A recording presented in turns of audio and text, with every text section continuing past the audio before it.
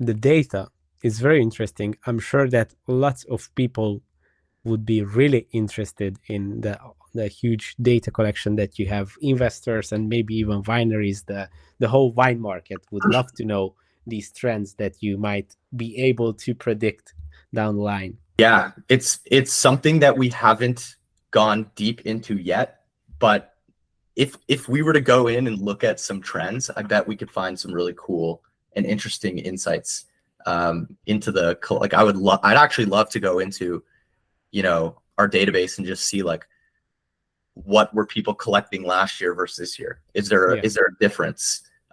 Is there a trend between age and price? Is there a trend between age and region? Or if they're collecting this kind of wine, are they more likely to collect this kind of wine?